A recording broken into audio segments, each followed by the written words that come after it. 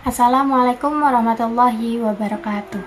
Perkenalkan, nama saya Sifana Sofia Nakia dari Program Studi Hukum Keluarga Islam, Fakultas Agama Islam, Universitas Islam 45 Bekasi. NPM saya 41882941240007. Di sini saya akan menjelaskan terkait beberapa materi yang telah disampaikan dalam satu semester ini dalam mata kuliah, yaitu Qawaid Al-Arabiyah yang diampu oleh Bapak Rizal Fahlevi LC-MSI. Baik, masuk pada pembahasan yang pertama, yaitu Asmaul Marfu'at. Yang mana di sini Asmaul Marfu'at adalah isim-isim atau kalimat yang dibaca rofa yang ditandai oleh harokat dhammah di akhir kalimatnya. Nah, di sini Asmaul Marfu'at itu terbagi menjadi beberapa bagian. Yang pertama itu ada fa'il, naibul fa'il, mubtada, khobar, isim kana, dan khobar inna. Dan juga ada at-tawabi lil marfu'. Jadi isim-isim yang memang mengikuti tanda rofa. Dan di sini contohnya ada akala Zaidun al-khubza.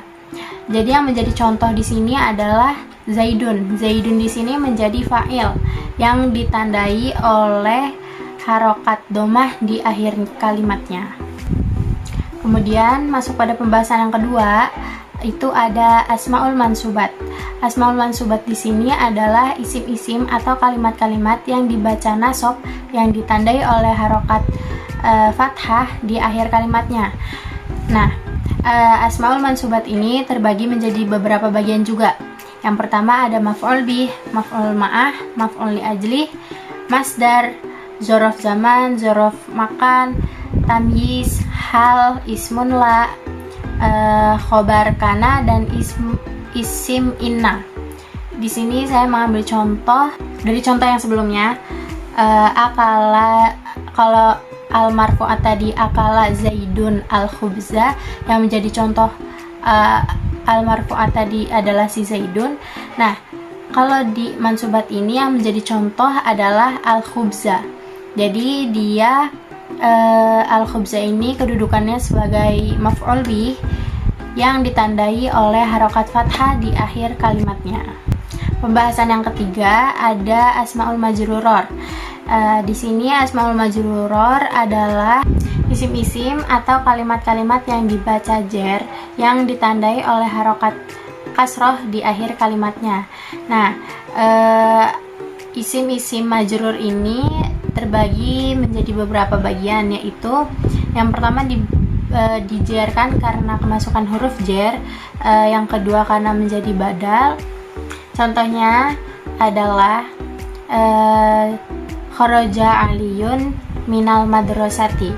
Jadi di sini yang menjadi contoh adalah al madrasati yang ditandai oleh harokat kasroh yang sebelumnya kemasukan huruf jer, yaitu min. Selanjutnya, pembahasan yang keempat itu ada Asmaul Majzumat, yang dimana isim-isim atau kalimat-kalimat ini biasanya terdapat pada fi'il mudhari yang kemasukan beberapa huruf jazm yang ditandai oleh harokat sukun.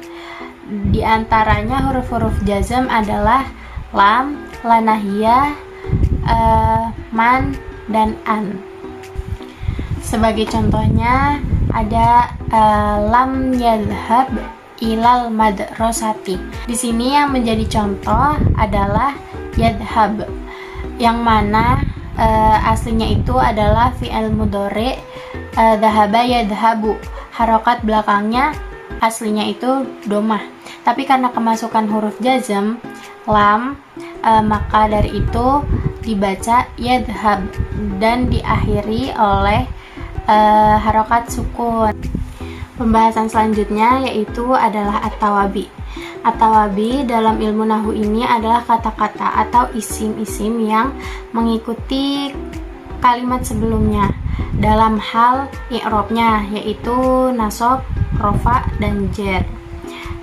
Di sini macam-macam atawabi itu ada 4, yaitu na'at, atof, taukid, dan badal. Yang pertama ada na'at. Na'at di sini adalah kalimat yang ikut pada man'utnya dalam hal rofa, nasab, jer, ma'rifat, dan nakirohnya. Di sini na'at itu terbagi menjadi 2, yaitu na'at hakiki dan na'at sababi. Na'at hakiki adalah kalimat yang menjadi na'at langsung mensifati man'utnya. Contohnya, koma Zaidun al-akilu. Jadi al-akilu di sini langsung mensifati si Zaidnya. Itu yang menjadi contoh na'at man'utnya.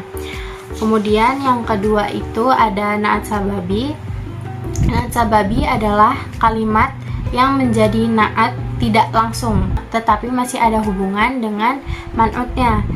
Contohnya, akramtu at-talibal fadila abuhu. Kemudian yang kedua ada atof. Atof adalah isim atau fi'il yang ikut lafaz sebelumnya dengan lantaran huruf atof yang dipasang di antara ma'tuf dan ma'tuf alaihnya. Contohnya adalah aqra'ul qur'ana wa kitaban nahwi. Jadi yang menjadi penghubung di sini, yang menjadi atof di sini adalah huruf wawu yang menghubungkan antara Al-Qur'an dan Alkitab tadi. Yang ketiga ada taukid. Taukid adalah kalimat yang ikut pada mu'akkad dalam hal rofa, nasab, jer, dan ma'rifatnya. Jadi taukid juga sebagai penguat kalimat yang belum jelas sebelumnya. Contohnya, ishtaro itu kitaban. Jadi kan gak mungkin kayak ishtaro itu kitaban doang. Nah itu kan menjadi pertanyaan, buku apa yang saya beli gitu kan. Jadi adalah taukidnya yaitu kitaban yang kedua.